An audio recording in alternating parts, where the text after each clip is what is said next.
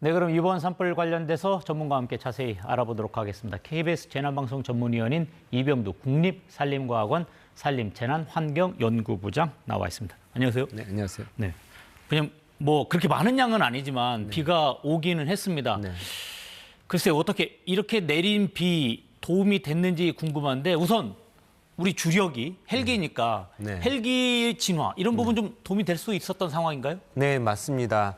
두 가지 도움이 됐습니다. 일단 비가 내리니까 화염의 강도, 그러니까 화염의 높이가 아주 작아졌습니다. 그래서 지상 진화조원들이 직접 진화할 수 있는 크기로 작아졌기 때문에 어젯밤에 진화대원들이 많이 들어가서 진화율을 높였습니다. 그래서 밤 사이에 진화율을 22%로 올려서 평균 진화율이 85%까지 올라왔고요. 그다음에 두 번째 우리가 기대하지 못했던 효과가 나왔는데요.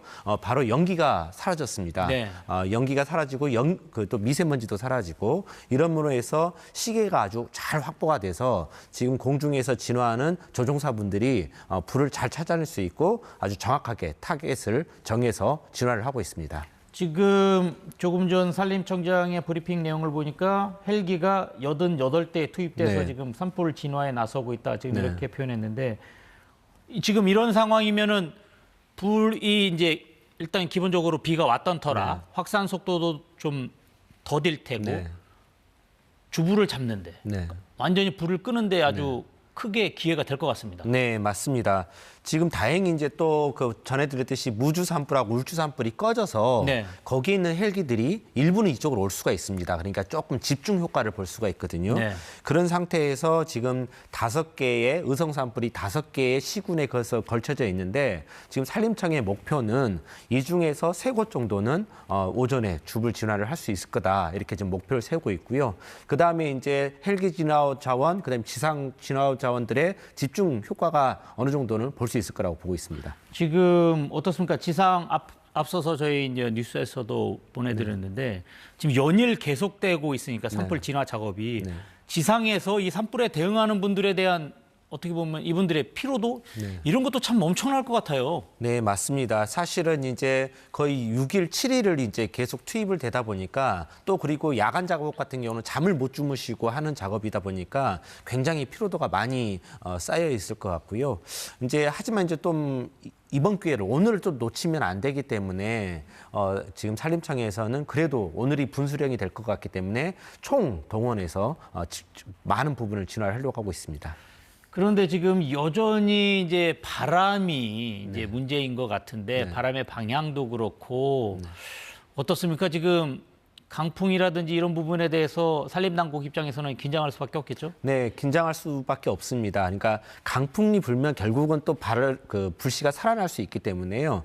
그 다음에 또 바람이 또 중요한 것은 바람의 방향도 굉장히 중요하거든요. 네. 지금까지 이제 서풍 계열의 주풍이 불었는데 이러면 불머리가 동쪽에 있었습니다. 네. 근데 지금 불머리는 이미 해안가에 왔기 때문에 불머리의 의미가 없어진 상태이거든요. 근데 이 상태에서 부풍 계열이 바람이 불면 불머리가 남쪽에 생깁니다. 그러면은 이 불머리의 특성상 확산 속도는 빠르고 또 강도는 강한 특성을 보이거든요. 그러면은 남쪽, 그러니까 지금 있는 남쪽 화산에서 밑에 있는 또 마을들이 위험해질 수가 있습니다. 그래서 긴장의 끈을 놓칠 수가 없습니다. 지금 이번 뭐 기상 예보에 의하면은 비가 지금 뭐 장기간 내리는 것도 아니고 네.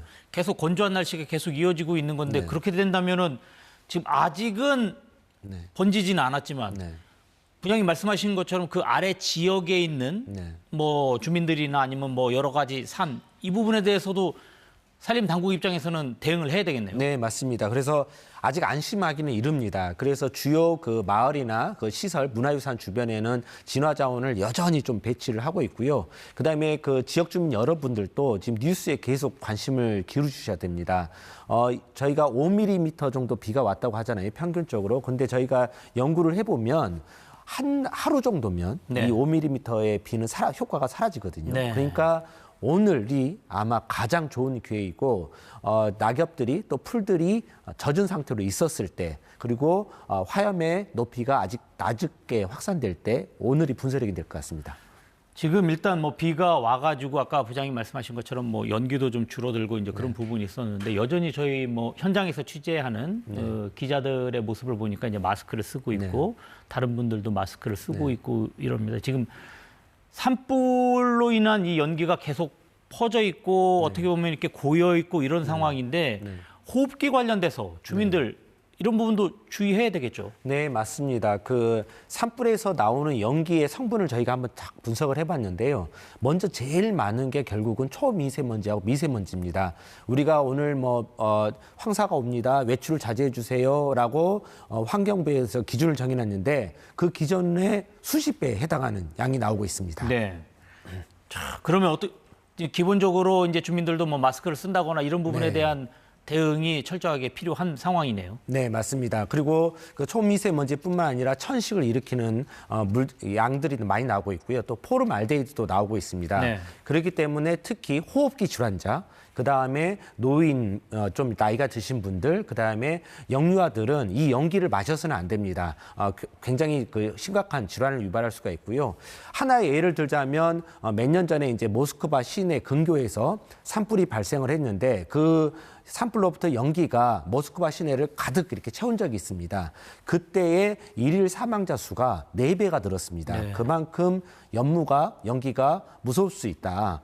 그런 거기 때문에 호흡기 환자들은 연기가 있는 경우에는 더 멀리 이동을 하시는 것을 추천드립니다. 방금 부장님 그 노인에 대해서 말씀을 좀 일부 해주셨는데 아무래도 산불이 났을 때 뭐 대피라든지 이런 부분과 관련돼서는 나이 드신 분들이 대응하는 능력이 떨어질 수밖에 없지 않습니까? 지금 뭐 정부에서는 문자를 뭐 열심히 보내준다고 하지만 그것을 잘 확인할 수 있는 그런 상황도 아닐 것 같은데 또 이번에 보면은 희생자 중에 또 많은 부분 또 노인이 있었던 것도 사실이고 이런 상황을 봤을 때 정부가 좀 대처해야 되는 방향, 산림당국이 대응해야 되는 방향, 이게 대피를 위해서 특히 노인분들 이런 부분 좀 개선책이라든지 이런 게 좀 나와야 될 것 같아요. 네, 지금 이제 이번 산불을 겪으면서 가장 큰 화두 중에 하나가 결국은 산불의 확산 속도하고 대피 속도 중에서 어떤 게 더 빠르냐.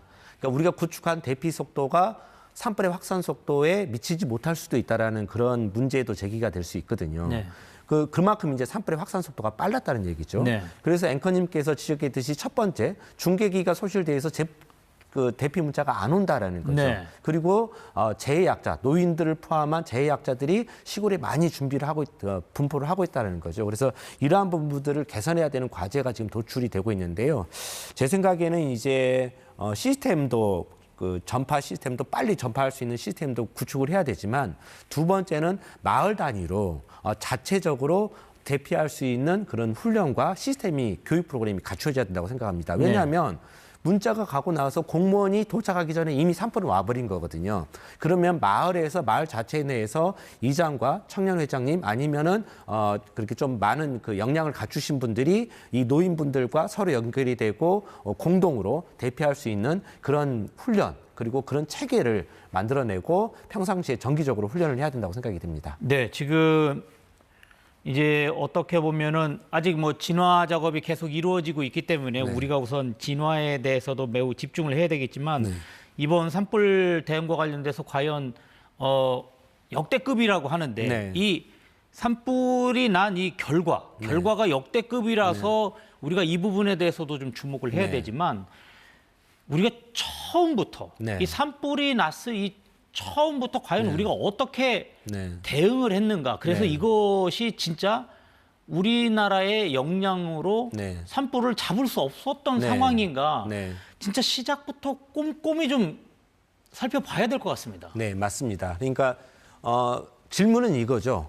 28건의 산불, 그 다음날 13건의 산불이 동시에 나고 그다음에 그중에서 5건, 6건이 대형 산불로 간다고 가정을 했을 때 우리의 대응력은 거기에 맞춰 할 수 있는가라는 질문이거든요. 그러면은 그것에 대한 자문을 해보면 우리의 역량은 부족하다. 갖춰야 될 것들이 많고 각 분야에서 그러면 그 앵커님이 말씀하신 것처럼 개선점을 도출을 해서 자원 확충할 것은 자원하고 시스템을 개편할 부분은 개편하고 이렇게 해야 될 것 같습니다. 네, 지금 사실 저렇게 뭐 화면상으로도 많이 보이고 이러는데 참 안타까운 거가 또 아쉬운 거가 이 산불이 사실 우리나라에서는 안 날 수 있는 상황이 굉장히 많습니다. 뭐 때문에 사람이 조심하기만 네, 하면 되니까. 네, 왜냐면 맞습니다. 우리나라는 자연발화가 네. 많지 않은 나라잖아요. 네, 맞습니다.